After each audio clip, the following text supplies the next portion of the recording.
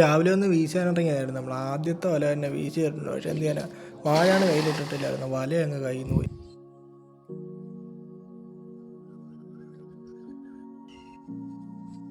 പിന്നെ അവിടെ കിടന്നൊരു കമ്പെടുത്ത് ആ മാഞ്ഞാണൊക്കെ തോണ്ടിയെടുത്ത് വല വലിച്ചുകൊണ്ടിരിക്കുക. വലിച്ചു കയറ്റി, പക്ഷേ വലയ്ക്കാത്തൊരു മീനും ഇല്ല. അത് കഴിഞ്ഞ് നേരെ വന്നത് നമ്മൾ രണ്ടാമതൊരു വലയം വീശിയിട്ടുണ്ട്.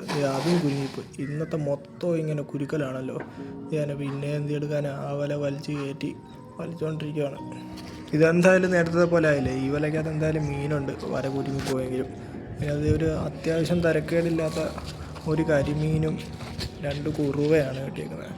കരിമീൻ അത്ര വലിപ്പമില്ല, എന്നാലും കുഴപ്പമില്ല, നല്ലൊരു കരിമീനാണ്. ഒന്ന് 2 കുറുവയാണ്. കുറുവ രണ്ടും നല്ല വലിപ്പമുള്ള 2 കുറുവയാണ് കിട്ടിയിരിക്കുന്നത്.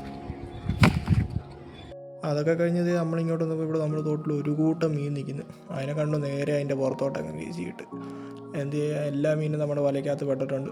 മൊത്തം പുല്ലനാണ്. ആ വലിച്ചെടുക്കുന്നതിൻ്റെ ഒരു ഇതേ അവിടെ കടന്ന ഒരു ഓലരും കയറി കുടുങ്ങി. പിന്നെ അവിടെ നിന്നെല്ലാം വലിച്ച് പറിച്ചെടുത്ത് നേരെ നമ്മൾ കരയ്ക്കോട്ട് കൊണ്ടിട്ടിട്ടുണ്ട് നമ്മുടെ വല. അങ്ങനെ നമ്മൾ ദൈവന്മാരെ എല്ലാം പെറുക്കിയിട്ടുകൊണ്ടിരിക്കുക. ഓരോന്നോരോന്നായിട്ട് ദൈവന്മാരെ ഈ പുല്ലനെ മൊത്തം നമ്മൾ പെറുക്കിയിട്ട് അത്യാവശ്യം നമുക്കൊരു 10-15 പുല്ലനോളം ആ വലയ്ക്കകത്ത് കിട്ടിയിട്ടുണ്ടായിരുന്നു. നമ്മളിവിടെയൊക്കെ തൂളി എന്നാണ് ഇതിന് പറയുന്നത്.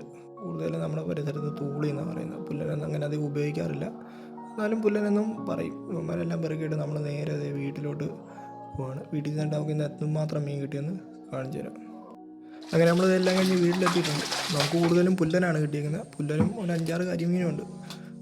വേറൊരു വീഡിയോ ആയിട്ട് നമുക്ക് വീണ്ടും കാണാം. അപ്പോൾ നമ്മുടെ ചാനലൊന്ന് സബ്സ്ക്രൈബ് ചെയ്തിട്ടേക്ക്. Okay, by.